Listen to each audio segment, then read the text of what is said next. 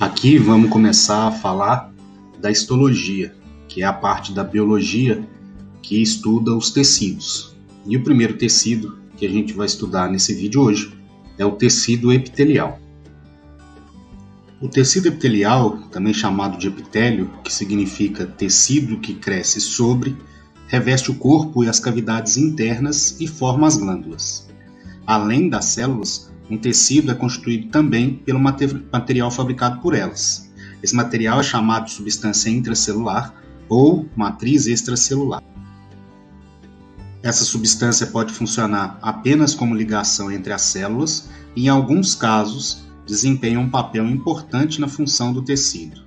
Além dessa substância, também existe nos tecidos animais o líquido intersticial, que sai dos vasos sanguíneos e tem a função de levar alimento, oxigênio e hormônios ao tecido e remover o gás carbônico e os resíduos do metabolismo. No caso do tecido epitelial, as células encontram-se estritamente unidas, sendo assim, havendo pouca substância intracelular entre elas. Geralmente, o tecido epitelial apresenta terminações nervosas sensíveis a estímulos, mas não apresenta vasos sanguíneos, e a nutrição é feita, nesse caso, pelo tecido localizado abaixo dele, o tecido conjuntivo. De forma geral, ele pode ser classificado em tecido epitelial de revestimento e glandular. O epitélio de revestimento, como o próprio nome sugere, reveste o corpo e as cavidades, no caso, do tubo digestório, do sistema urinário e do respiratório. Esse tecido tem como funções proteger o organismo contra atritos, contra a invasão de micro-organismos e evaporação, além de atuar na absorção de alimentos e oxigênio. A maioria dos epitélios tem na superfície de contato com o tecido conjuntivo uma região formada por glicoproteínas e fibras de proteínas, que promove a adesão entre esses dois tecidos. Essa região vai receber o nome de lâmina basal.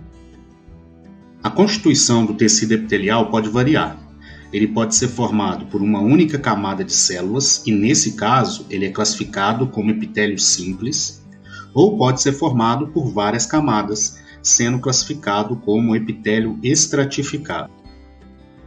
É importante destacar que pode ocorrer um tecido com uma camada de célula apenas, porém com os núcleos se apresentando em alturas diferentes, dando a impressão da existência de várias camadas. Nesse caso, o tecido é classificado como pseudoestratificado. Em relação à capacidade de proteção, podemos dizer que a espessura do epitélio é proporcional à proteção que ele confere. Isto é, quanto mais espesso, grosso for o epitélio, maior a sua capacidade de proteção. O tecido epitelial também é classificado de acordo com as células presentes em sua superfície. Estas podem ser cúbicas, cilíndricas ou achatadas, o que permite classificar os epitélios respectivamente em cúbico, prismático ou cilíndrico e pavimentoso ou escamoso. Há também um epitélio de transição. Esse tipo é encontrado na bexiga e as células que constituem mudam a forma conforme o grau de distensão da bexiga.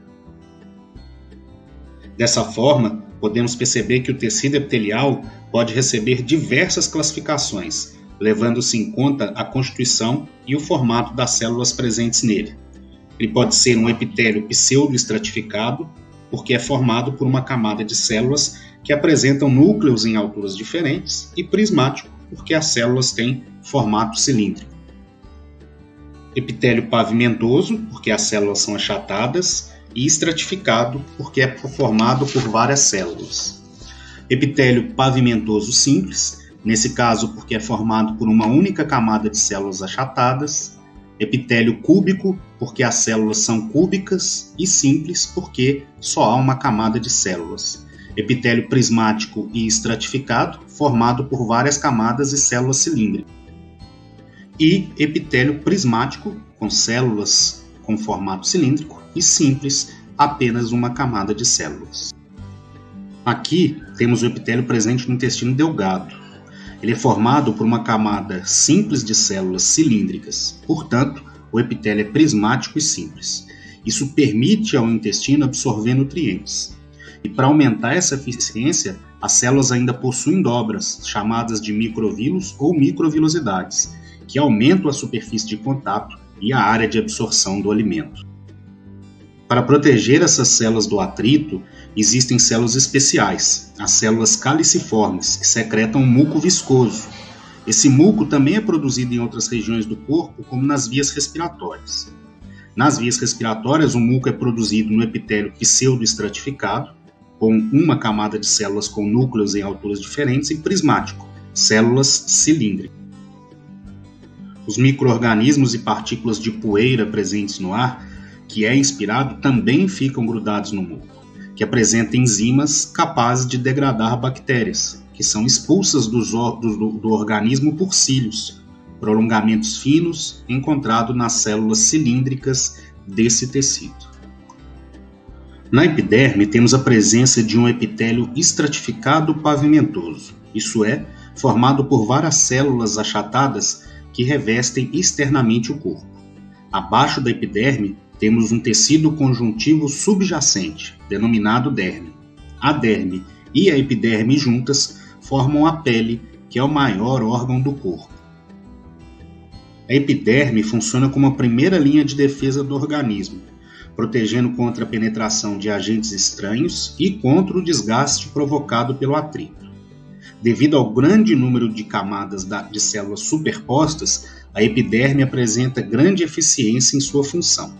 Na camada mais profunda, chamada de estrato basal ou camada germinativa, as células se dividem constantemente, substituindo as células superficiais, que são achatadas, portanto pavimentosas, que se desgastam.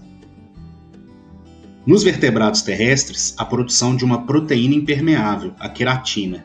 Essa queratina se acumula no citoplasma das células, causando a sua morte, o que origina uma camada impermeabilizante, que é chamada de extrato córneo ou camada córnea, que tem função de proteção e de evitar a desidratação.